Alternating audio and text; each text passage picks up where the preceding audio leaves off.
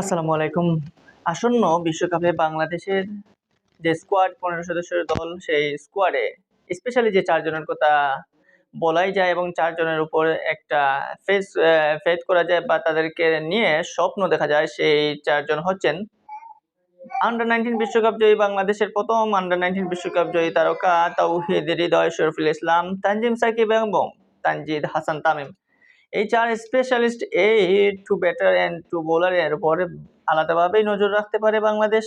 আর দর্শকরা প্লাস হচ্ছে তাদের উপর ভরসাও রাখা যায়। কারণ তারা বিশ্বকাপের একটা স্বাদ অলরেডি পেয়ে গেছে এবং সেই কনফিডেন্স এবং সেই অভিজ্ঞতা তারা এখন বড় পর্যায়ে কাজে লাগানোর সময় হয়েছে। কারণ তাদেরই এই মুহূর্তে সুবর্ণ সুযোগ, সেই সুযোগ কাজে লাগিয়ে সিনিয়র লেভেলে যারা আছে তাদেরকে সেই পথ দেখানো এবং জুনিয়র লেভেলের যারা আছে তাদেরকেও পথ দেখানো। সিনিয়র লেভেল যে স্পেশালি মাহমুদুল্লাহ রিয়াদ এবং সাকিব আল হাসানের এই টি-20 বিশ্বকাপই হয়তো ক্যারিয়ারের শেষ বিশ্বকাপ। আর সেই শেষ বিশ্বকাপের ক্রান্তি লগ্নে এসে যদি তারা কোনো ভালো একটা মোমেন্টাম বা ভালো কোনো একটা কিছু পেতে চায়, তাহলে এই ৪ বিশ্বকাপ জয়ী প্লেয়ারের উপর বাংলাদেশের টিম ম্যানেজমেন্টের আলাদা একটা সাপোর্ট থাকতে হবে এবং তাদেরকে উপযুক্ত সময়ে জ্বলে উঠতে হবে এবং তারাই বাংলাদেশের এই টি-20 বিশ্বকাপের টিমটাকে কোনো কিছু এনে দেয়ার মতো সাফল্য বা কোনো কিছু করার মতো যে তাদের সেই ক্যাপাসিটিও রয়েছে। তানজিম হাসান সাকিব ক্যারিয়ারের শুরুতেই আসলে বলা যায় তার একটা গুড লাক বলতে হবে। কারণ তিনি যখন দলে চান্স পাওয়ার কথা না, ঠিক তখনই দলে চান্স পেয়েছেন। অর্থাৎ 2023 বিশ্বকাপে তিনি আসলে দলের বাইরে ছিলেন। আর সেই সময় হুট করেই দলে চান্স পেয়ে যান ২০২৩ বিশ্বকাপে এবং বিশ্বকাপের প্রহরে উঠে যান। আর তারপর থেকেই তানজিম হাসানের ক্যারিয়ারের পথ চলা শুরু। কারণ তিনি দলে এসেছিলেন মূলত এবাদত হোসেনের ইনজুরির কারণে। এবাদত হোসেনের ইনজুরি তানজিম হাসান সাকিবকে বিশ্ব পর্যায়ে এবং তার ক্যারিয়ারটাকে আরো উজ্জ্বল করার লক্ষ্যে নিয়ে এসেছে। কারণ এবাদত হোসেন যদি ইনজুরি না হতেন, হয়তো তানজিম হাসান সাকিব এখনো অন্যান্য পেস বোলারদের মতো সাইড লাইনেই বসে থাকতেন, একটা সুযোগের অপেক্ষায় থাকতেন। কিন্তু সেই সুযোগটা তিনি পেয়েছেন এবং সেই সুযোগটা কাজে লাগিয়েছেন। সেই সুযোগের কাজে লাগানোর ফলে এখন তিনি ২০২৪ এর আমেরিকা ওয়েস্ট ইন্ডিজের টি-20 বিশ্বকাপেরও বিমানে।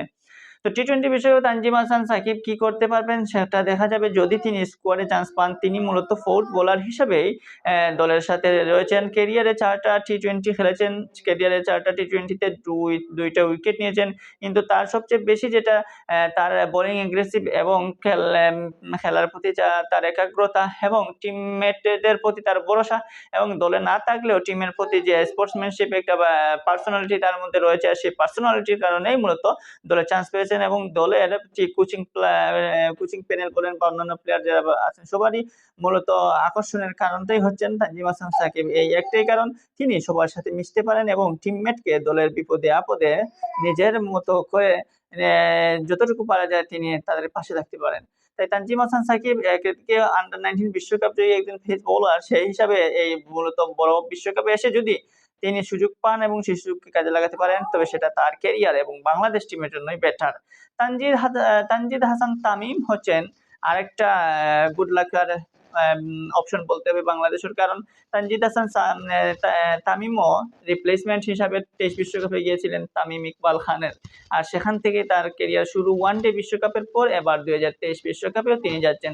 ২০২৩ বিশ্বকাপেও তিনি মূলত ২৪ বিশ্বকাপেও তিনি মূলত, যদি আজ থেকে ৬ মাস আগে বলা যেত যে তানজিদ হাসান তামিম টি-20 বিশ্বকাপে যাচ্ছেন, তাহলে সেটা হয়তো অনেকে বলতো এটা ভুল ধারণা। কারণ তখন পাইপলাইন বা ওপেনিং এ তখন রয়েছিলেন রনি তালুকদারের মতো ওপেনার। আর সেখান থেকে রনি বিপিএল আসলো।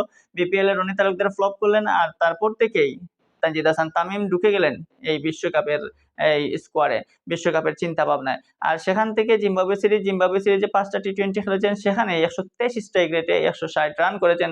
আর সেই পথ চলা থেকেই তানজিদ হাসান তামিম আজ বিশ্বকাপে। তাই তাকেও সুযোগ দিতে হবে এবং তানজিদ হাসান তামিমকেও জ্বলে উঠতে হবে যথাসময়ে। তাওহিদ হৃদয়ের কথা যদি বলি, তাহলে তাওহিদ হৃদয় স্পেশালি অন্যরকম একটা ব্যাটার। ওয়ানডে টি-20 যেকোনো ফরম্যাটেই তিনি যেকোনো সময় জ্বলে উঠতে পারেন। তিনি লঙ্কান প্রিমিয়ার লিগ খেলার অভিজ্ঞতা রয়েছে এবং তার ক্যারিয়ারে রয়েছে একটা ভালো একটা অর্জন, স্পেশালি 19 টি-20 17 ইনিংসে তিনি প্রায় 133 স্ট্রাইক রেটে টি-20 তে ব্যাট করেছেন।